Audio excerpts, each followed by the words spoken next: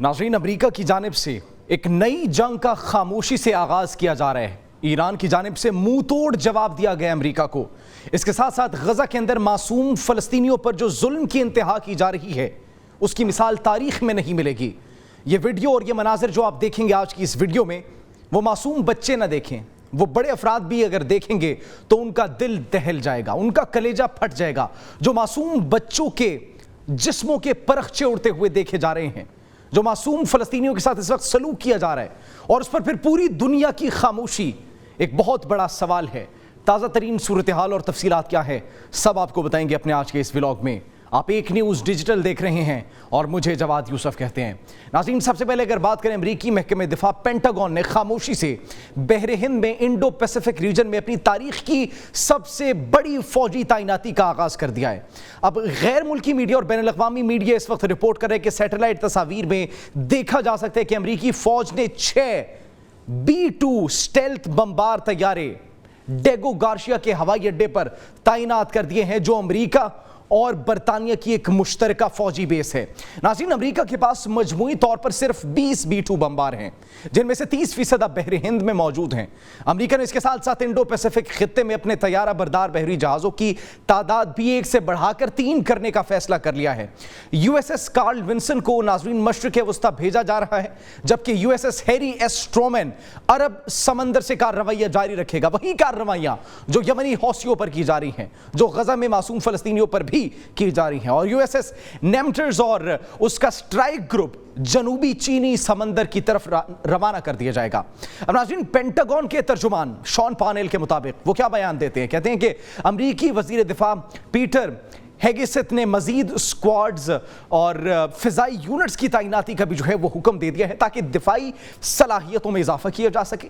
تاہم ان اضافی اسکواڈز کی جو تفصیلات ہیں وہ فی الحال فراہم نہیں کی جا سکیں۔ اور ناظرین، سوال یہ ہے اور سوچنے کی بات یہ ہے کہ یہ تعیناتی، یہ جتنی بھی فورسز ڈپلوائے کی جا رہی ہے، ایک ایسے وقت میں سامنے آئی ہے جب پوری دنیا امریکی صدر ڈونلڈ ٹرمپ کے ریسیپروکل ٹیرف اقدامات اور اس کے اثرات پر توجہ مرکوز کیے بیٹھی ہے، تو دوسری جانب یہ اقدامات کیے جا رہے ہیں۔ پینٹاگون کا کیا موقف ہے کہ یہ اقدام امریکہ کی دفاعی پوزیشن کو مضبوط بنانے کے لیے کیا گیا ہے؟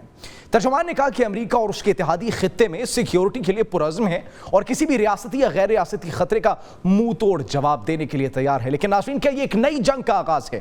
جس طریقے سے خاموشی سے انہوں نے یہ اپنے B-2 طیارے، 6 طیارے جو ڈپلوائے کیے ہیں، اس سے پوری دنیا کے امن کی صورتحال کو خراب کیا جا سکتا ہے، اور یہ پھر مشرق وسطی سے جو صورتحال خراب ہوتی ہوئی ہمیں دکھائی دے رہی ہے، یہ ایشیا میں بھی پہنچ جائے گی، کیونکہ اگلا ٹارگٹ ان تمام تر اقدامات کے بعد بالکل واضح طور پر ایران نظر آ رہا ہے۔ ناظرین، اگرچہ پینٹاگون نے کسی مخصوص ملک یا پھر تنظیم کا ذکر نہیں کیا، لیکن دفاعی ماہرین جو ہیں وہ اس تعیناتی کو مشرق وسطی میں جاری کشیدگی، خاص طور پر ایران اور یمن کے تناظر میں دیکھ رہے ہیں۔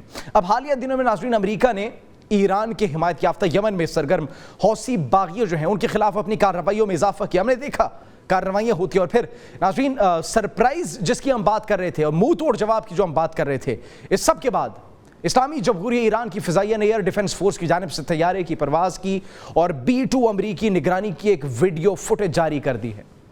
جی ہاں ناظرین، اور اس ویڈیو میں یہ دیکھا جا سکتا ہے کہ ایرانی ایئر ڈیفنس سسٹم امریکی طیارے کی نقل و حرکت کی درست نشاندہی کر رہے ہیں اور اس کی نگرانی بھی کر رہے ہیں۔ اب ناظرین، ایرانی فضائیہ نے ویڈیو جاری کر کے امریکی دشمن کو یہ پیغام دیا کہ تم ہماری رینج میں ہو اور تمہاری نقل و حرکت کو مانیٹر کیا جا رہا ہے۔ اب ناظرین، وہی امریکہ جو کہ خاموشی سے ایران کی سرحدوں پر اور ایران کی فضائی حدود میں داخل ہونے کے خواب دیکھ رہا تھا، کئی کلومیٹر دور ان کے طیاروں کی فوٹیجز منظر عام پر آتی ہیں اور ایران اس بات کا اعلان کرتے ہیں کہ ہم اپنی سرحد کے لیے، اپنی سرزمین کی حفاظت کے لیے ہم وقت تیار ہیں۔ اگر ہماری جانب آنکھ اٹھائی گئی، میلی آنکھ سے دیکھا گیا، تو ہم اس آنکھ کو نوچنے کی صلاحیت رکھتے ہیں۔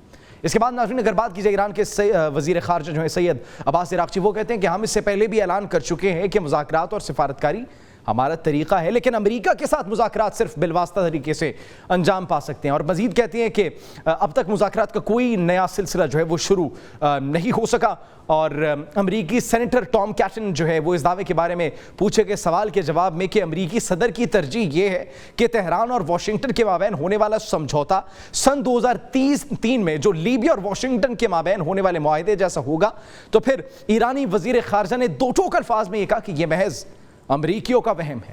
ایران کے موضوع پر فرانس کے صدر کی جانب سے کابینہ کی خصوصی نشست بلائے جانے اور فوجیوں اور سیکیورٹی ماہرین سے مشورہ لینے کے بارے میں پوچھے گئے سوال کا جواب دیتے ہوئے وزیر خارجہ عراقچی کہتے ہیں کہ جہاں تک ہمیں معلوم ہے یہ ایک تجزیاتی میٹنگ تھی۔ ہر ملک کا اپنا تجزیہ ہوتا ہے، لیکن اگر کوئی مداخلت پسندانہ اقدام کیا گیا تو ہم انہیں ایران کے خلاف مداخلت کرنے میں ملوث اور ذمہ دار ٹھہرائیں گے۔ ناظرین، فلسطینی علاقوں میں تعینات اسرائیلی فوجیوں کی اگر بات کی جائے جو مظالم کی انتہا کیے جا رہے ہیں، ان کے حوالے سے یہ خبر ہے کہ خدا کی لاٹھی تو بے آواز ہوتی ہے۔ اب وہی اہلکار ذہنی اور نفسیاتی بحران میں خطرناک حد تک جو ہے وہ مبتلا ہو چکے ہیں اور اضافہ ہوتا چلا جا رہا ہے۔ یہ ناظرین صہیونی وزارت جنگ کے نفسیاتی شعبے نے اعلان کیا ہے کہ جنگ کے آغاز سے اب تک 16,500 صہیونی فوجیوں میں نفسیاتی اور ذہنی بیماریوں کا انکشاف ہوا ہے اور ان میں 7,300 فوجی شدید نفسیاتی اور ذہنی دباؤ میں مبتلا ہیں اور مختلف علاج کے عمل سے جو ہے وہ اس وقت گزر رہے ہیں۔ اور پھر یہ بھی خبردار کرتے ہیں وہ کہ صہیونی فوج جو ہے اس میں افرادی قوت کا بحران جو ہے وہ شدت اختیار کرتا جا رہا ہے، خصوصاً طوفان الاقصیٰ کے بعد یہ مسئلہ مزید سنگین ہو چکا ہے۔ اور ناظرین، ہم نے دیکھا کہ بہت سے ان کے فوجی اہلکاروں نے اپنی ڈیوٹیز، اپنی جابز سے دستبرداری کا اعلان کیا اور چھوڑ دی۔ اب ناظرین، اگر غزہ کی صورتحال کی بات کی جائے تو غزہ اس وقت آخری سانسیں لے رہا ہے۔